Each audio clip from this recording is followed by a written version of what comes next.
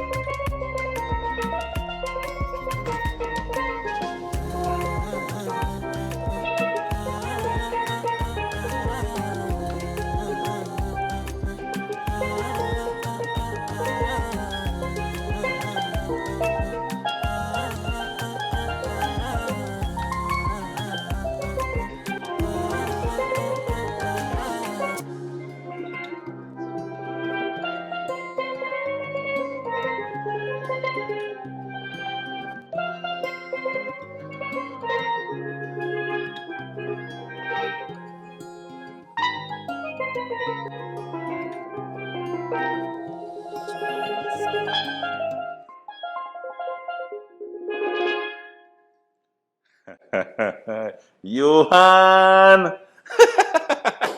Ladies and gentlemen, Johann Chuckaree, Master Pannist. And that's just a little tease of what you can expect this Father's Day weekend at the Queen's Hall. Johann is in the house, so I'm rolling out recipes. I love a sandwich. I take this classic French dip sandwich and make a Guinness dip. Then, Regal Oats is the star of my oatmeal and raisin bread. Cheers with bread. Cheers. And it's pan in your rokum kutunkungs with Johann Chuckaree. Happy Father's Day, guys. All right, let's roll out our first recipe for dads. This is a sandwich. I love a sandwich. I think most dads love a sandwich. I'm real excited about this one because this is a little twist. I like to do little twists on classic recipes. And I had the privilege of taking a little runaway, went to New York and visited a French restaurant and had a beef sandwich layered with some cheese that they call a French dip sandwich. Why it's called a French dip sandwich? Very simple. They roast that beef and get what they call the jus, the juice from the beef. And they serve the sandwich with the jus. And you dip the sandwich in, and then you kind of just bite all that lovely juice and meat and everything just kind of comes together. You have to experience it really. If you've never had a French dip sandwich, make sure and try to have one. But today, I kind of twisting it up because thanks to the folks at Guinness, I am going to do not just a French dip, I'm going to do a Guinness dip. That's right. So I'm going to kind of take the essence of some good beef and use Guinness to glaze and create my own little Guinness jus and have a nice dip with the sandwich. So let's get started. First thing I want to do is I have a nice strip loin. As I said, you can use any type of beef. Make sure your pan is nice and hot and you get that lovely sear.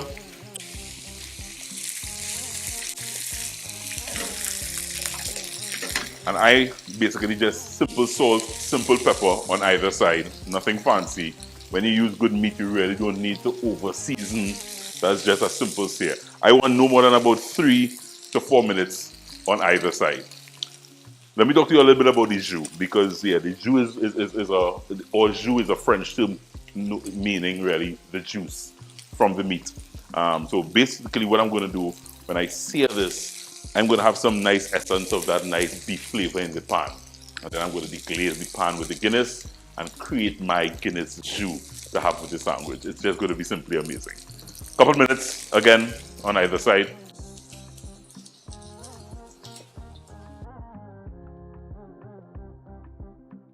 So as I said, no more than about 3 to 4 minutes on either side. I'm just about ready to kind of just get this flipped. That nice sear, that's what you want to see. And you want another 3 to 4 minutes on this side. It will be just about medium well kind of thing. I'm going to put it in the oven when I layer the sandwich. So it's going to do a little extra cooking. So it's going to be served basically around medium well. That's how you want to do it. If you like it well done, like some people may like it well done and they don't want to see no pink inside at all, cook it probably another couple minutes on either side. Probably about let's say 5 to 7 minutes on either side.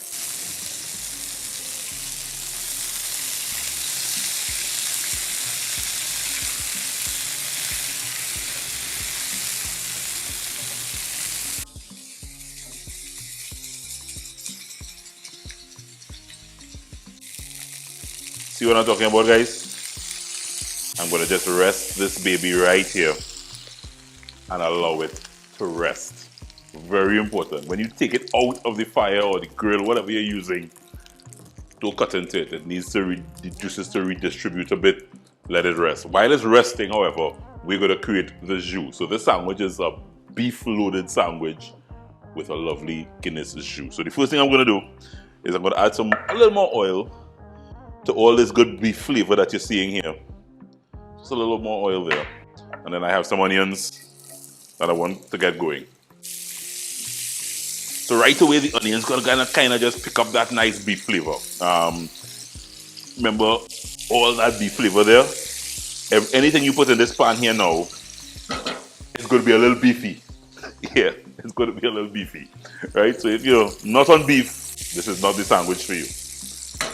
You're actually smelling the onions and the beef flavor kind of just coming together nicely. I want to add some sliced garlic. This is a little matter of timing here now. You don't want your garlic to burn. So you really just want another 30 seconds or so just to let the garlic kind of cook off. And at this point, I want to take some Guinness and deglaze the pan. So I'm just adding, I would say, about a half cup of Guinness.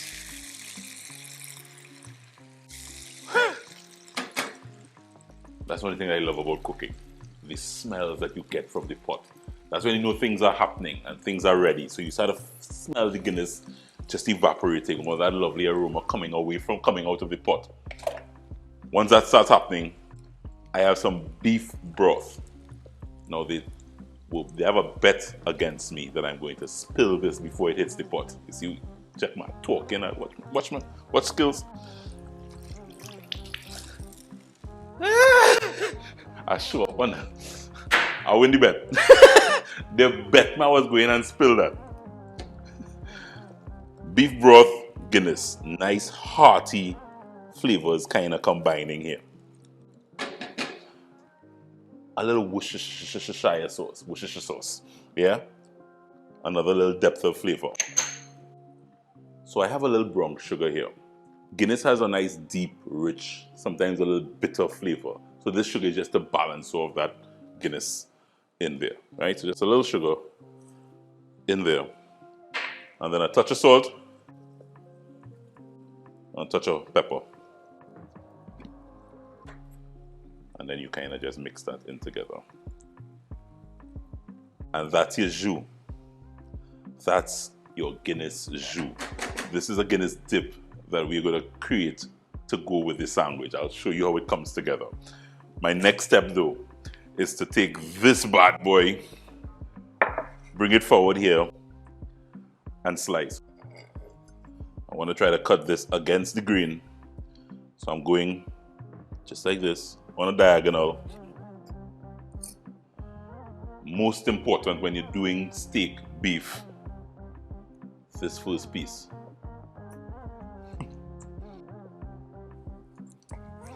Thin slices. I remember when I had this sandwich at the restaurant, at the French restaurant in New York City. It was almost shredded beef, but it was sliced very, very thinly. Right, so guys, what I want to do is to just take this jus and I want to strain it. So just to get rid of some of the onions. Just a little bit. Ain't do too bad. But what I want to do, guys, is actually kind of reserve some of these onions to put on my sandwich. So my jus is ready, and now it's time to build my sandwich.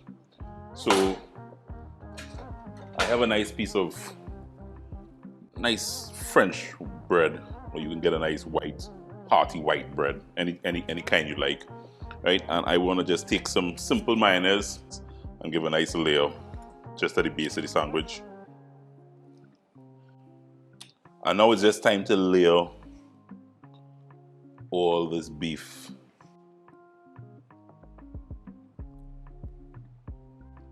If Dad is a meat mouth, he will appreciate this a whole lot. At this point, I want to take the onions that I kind of reserved and just pour those onions over there. So you don't want to use a heavy flavored cheese. So you may not want to use a cheddar. Something like a Swiss probably is good. Mozzarella, provolone, something that would melt nicely, but not too heavily flavored, because there's a lot of flavor happening here with this bad boy. I want to get this now in my pan, and this is a monster spatula that's just going to do it perfectly. Get them in there, in the oven, and it's going in the oven and under the broil, very hot, 550 degrees for no more than 2 minutes. 2 minutes.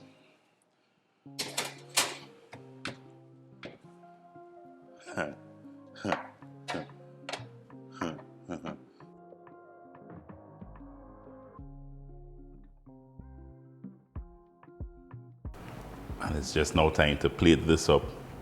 And it's served with my Guinness jus. And I am so happy to have none other than Johann Chuckaree in the building. He's been doing solo pan for at least, I would say, for the last decade or so, and having a big concert this Father's Day weekend with a whole heap of his friends at Queen's Hall. You gotta check it out. But he is here, and he is going to sample this Guinness jus. Johann Chuckaree! Wow. I'm just watching this amazing sandwich that you put here for me. And I'm watching the Guinness too. This is a beefy sandwich that I had in New York recently, and it's really a beef sandwich. Have a seat. And really, it's a beef sandwich that you have with a French dip, and it's really all the French dips is actually one of my favorite. So how you eat this sandwich, Johann, is that you literally take it and you dip it and you bite. You know, I'm a messy eater though. So am I. I wish I could have dipped it here, but I don't want to double dip. So you go brave. My mouth watering. Let me see. Let's take a look at this.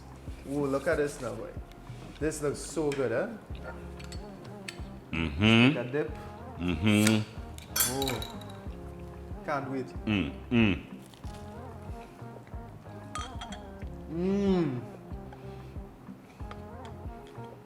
Talk to me.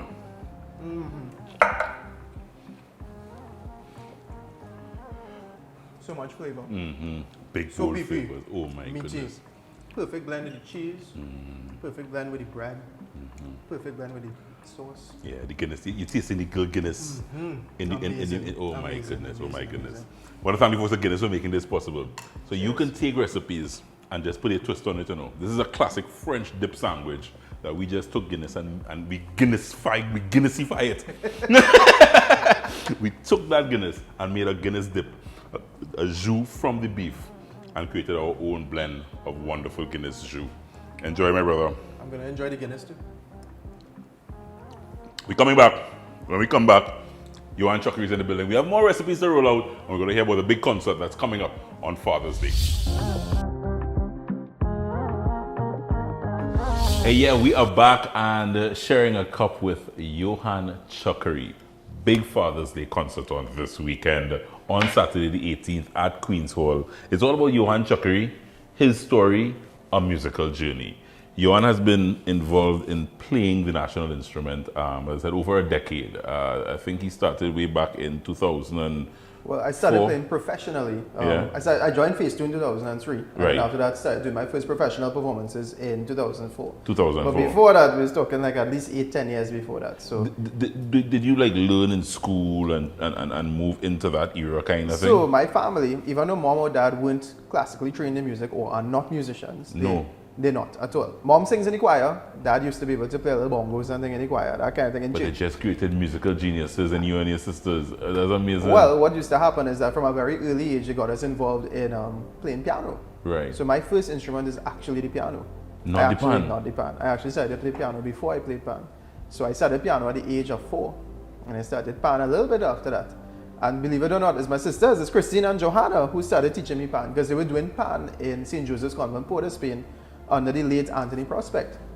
So that's how we had a pan in the house from St. Joseph's Convent, Port of Spain, pan side. And I started playing at home, and then started playing at church on a weekend at St. Teresa's RC Church right here in Woodbrook. And then from there, well, being a Woodbrook boy, going to Fatima, going to St. Teresa's Church, in Natural Evolution, right across the road is Phase 2. So it's just, everything would just happen to fall in place together right there. If you follow Couple Joe over the last decade or so, Johann, you've been on this show quite a few times.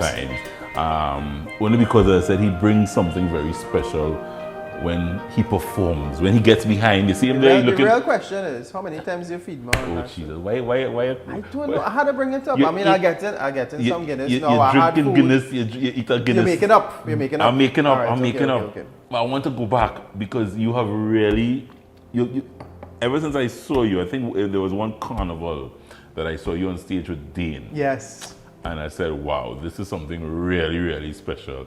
And I think over the years, you've come on the show and really kind of just showcase how universal, how unique our national instrument is. By what you guys do solo, what the orchestras do is one thing. Correct. But I think what you guys do solo and what you've been able to do and bring that energy when you perform, and I have seen it here up close and personal on the show, is really, really amazing. Well, I think part of what enlightens me as a musician, as a pannist, as a performer, as an entertainer, even as a business person, is to be able to bring that joy to the audience. Yeah. You know, and also show the fact that pan is versatile. You know, so yes, we have steel orchestras, and yes, they have their place. They have steel bands, we have panorama. These things are beautiful, but I also want to showcase and show that pan is not just for soca, pan is not just for reggae, pan is not just for dance, so pan is not just for zest, pan is for everything. You know, and that's one of the things that I want to do. So we have, of course, my good friend Joshua Regrello. Joshua is doing amazing stuff, blazing the trail on the soca aspect of it, and even into the dancehall and the zest aspect of it. And so on my side now, I want to focus more on the world music aspect of it, on the jazz, on the kaiso, on merging the pan with different genres of music as well. Are you giving us a little tease on what we can expect on Saturday at the concert? Are you going to be playing a range of genres? Correct. Well, you saw, some of the guest artists include, of course, the piano girl Johanna. Well, she must be there. Yeah. Nigel Rojas as well. Yeah. I have a long history with Nigel. Who else we have? We have Raymond Edwards singing. We have Jolene Romaine, who actually performed with me in Dominica's Jazz and Creole a couple of years ago, and more recently in North Coast Jazz just a few weeks ago. Yeah. And we have Dr. Len Bugsy. We have Nishad M, chutney singer Nishad. We have Joshua Regrello. We have Dean Galston. And we even have Farman Appy on the show as well. Farman Appy on the show. Yeah. Oh, we also have Saxman Kong, Adrian Kong, one of the young and upcoming saxophonists. What was the process in terms of selecting the cadre of artists on the show? Well, one of the things I was looking at is, how is this show coming together? What is the story we're really telling? You know, of course. And it's your story. So where we were going with that angle, or where I was thinking with that angle, is to showcase to the audience what my story actually is through the collaborations with these artists. Because again, as I was saying, all these artists I have had some sort of history with. You know, it may have been in the past, it may have been in different aspects and what they do currently, or in different iterations. For example, Nigel, we know Nigel as a guitarist, but Nigel was also a lyricist with me. composing some songs a couple of years ago. So, you know, it's really to showcase the different aspects that these artists bring to the table and my interaction with them over the years. So it's, instead of sitting down and actually telling a story, I'm hoping the music tells that story. Right, okay. So all the artists on the show, or what you're saying, you have worked with me at some point. At some point has a connection. Correct. With. This is not your first concert. This is actually my 5th solo concert, but it's been a while. The last one I did was in 2017, so it's been a while. It's overdue. Very overdue. It's overdue. Yeah. Compared to the others, we've done like Central Bank Auditorium and the Carib and that sort of stuff. So compared to the ones in the past, this is one of the biggest ones we've done so far. How challenging it is to do a concert showcasing the pan as the main thing. And not letting Farm and Happy come and steal the show and join in. So the thing about it is that every guest artist that we have, we are also showcasing the pan. So while we're going to have people like Farmer come on stage and bring his energy, while we're going to have Nigel on stage playing his guitar and bringing that energy, Johanna, we are going to showcase the versatility of the pan within those performances. Got you. So if Farmer is coming out to sing, the pan is going to be featured in it. If Johanna is playing piano, the pan is featured in it. We want to showcase the pan as the center, as the premier instrument that has the versatility that can play any genre of music. Why Father's Day?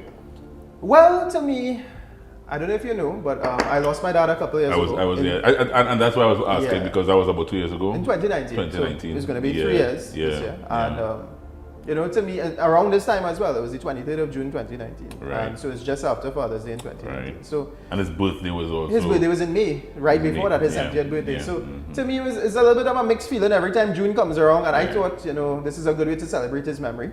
This is a good way to celebrate fathers. And this is a good way to change what June means to me.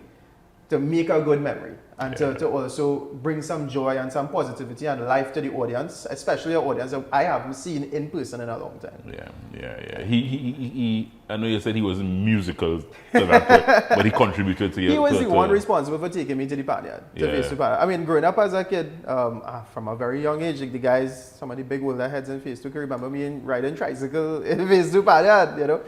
And coming back when I was 11, 12 years old into the panel, he would come every day, every night for rehearsal and stay with me till the end of rehearsal. And that dedication, I think, you know, I really saw that he was dedicated to me and dedicated to whatever path that I chose. And so no better way in my terms to honor him than to do something like this. This weekend, Johann Chuckaree, he has been, as I said, one of the dedicated pannists in the country that showcase, and I mean, there are so many, but I mean, there are guys you can pinpoint, and you're one of them. I witnessed him on carnival stages year in, year out, doing his thing, and you're one of the guys that bring the national instrument to life. Thank you. Yeah, Thank you for that. And he's going to carry us on with another little bit Before we go, I just want to give a special thanks to the guys at Creamery, the team at Creamery, for helping out and being a sponsor in the show. We're also going to have Hardcore Face to Pan Groove at the show, which is an addition that just happened. Right. So they're going to be there to welcome the guests. So and it's going to be whole a nice, Hardcore Face to coming down. A small team. We're not going to have the 120. Cheers to the national instrument. Cheers. Cheers, my brother. Johann Chuckaree, his story, the musical journey, the concert happening this Saturday at Queen's Hall. If you haven't gotten tickets as yet, as I said, please check it out from they're last running minute. out. They're running out. All right. This Saturday, check it out. Joe, you're going to be there? I will be. All right. We're coming back. Have dessert. He eat a sandwich. He full. He drinking some Guinness. You're really making up today, bro. I'm making up.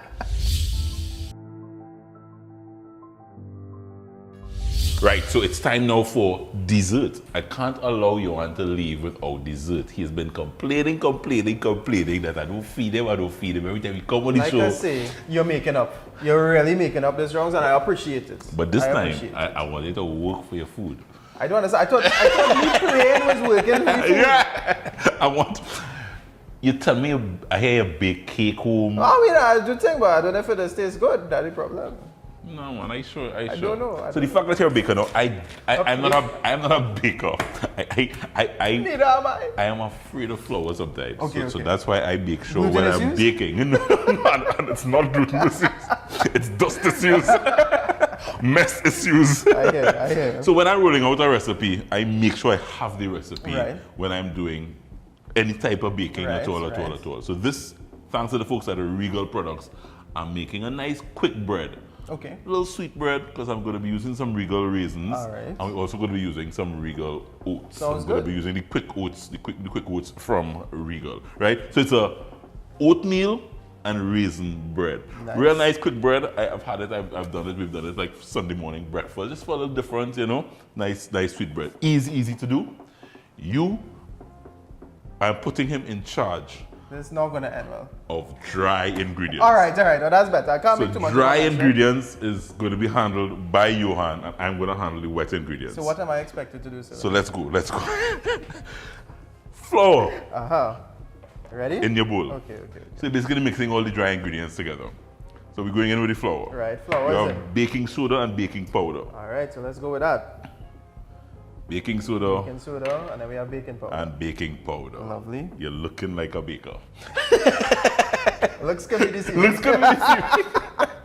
Sugar, right. simple brown sugar for that little sweetness. Yeah, well, yeah. That's it. It's in there. It's in there. All right, what are we doing next? Cinnamon. All right. Lovely. And some salt. Okay. And some salt. Okay. And then I'm going to help you because I want to get some Regal oats in okay, there. lovely. So I'm going to get about 2/3 cup of the Regal oats. So this is a 1/3 cup, so I get 2 in there. My math should be good there. This is a 1/3 cup, 2/3. So my math should be good. So my brother, you mix that together, make sure that's incorporated well. And I'm going to start working on the wet ingredients. So this is a cup of milk.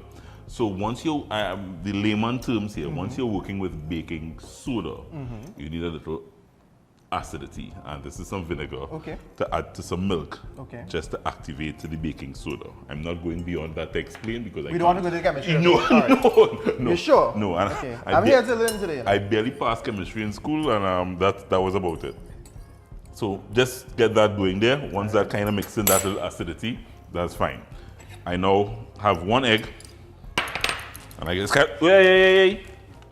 Good catch.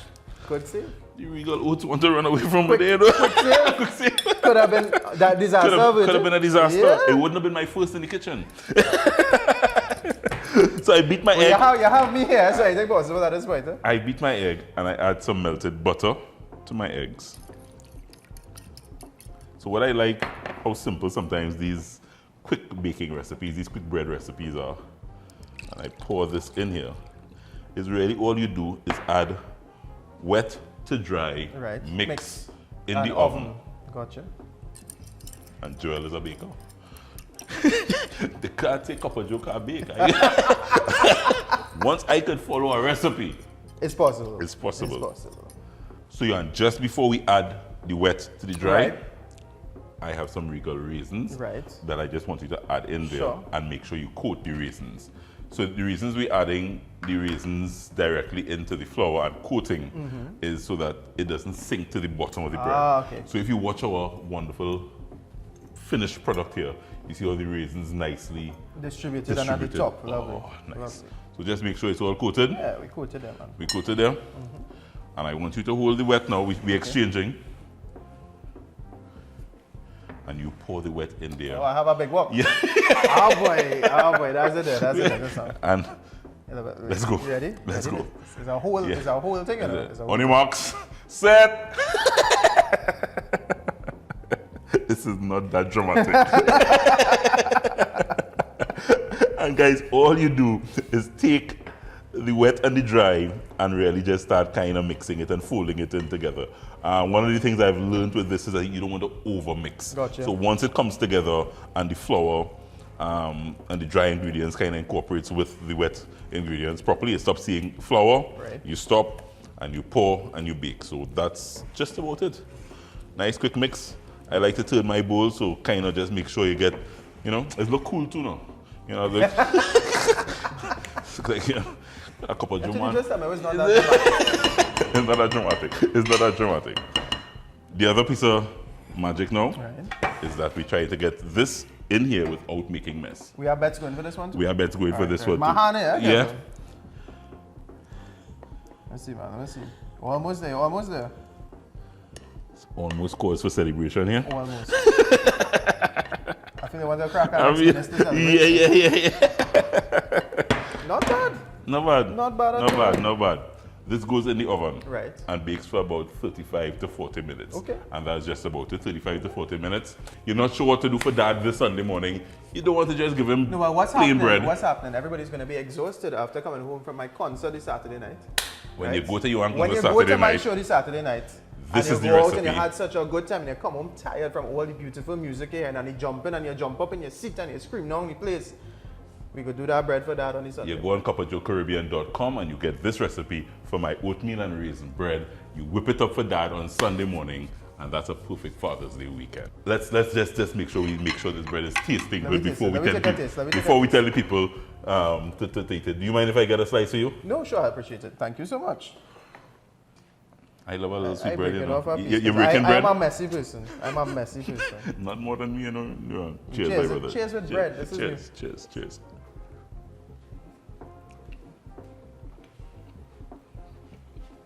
You make this for Dad, he wake up happy on Sunday morning. And it's healthy, you know. Oats. Yeah, nice Oats, oats in there, raisins. Nice texture, nice taste. Some butter with this one, yeah. Fresh out the oven. Get the recipe on copperjoecaribbean.com, guys. Continue to celebrate Dads. Check out Johann's concert, guys. It's going to be a fantastic concert. I will be there. And Johann is kind of celebrating his entire story. A lot of the people who he's worked with over the years. He's going to be doing something fantastic, putting on a fantastic show at Queen's Hall. Check it out. Last minute tickets still available. Tickets still available at the box office.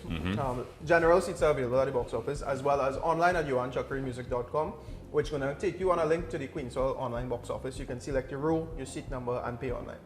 Thank you, my brother. Thank you so much. Thank you so much. Thank you so much. Some Yeah. Johann Chuckaree, guys, taking us out with another classic on the national instrument.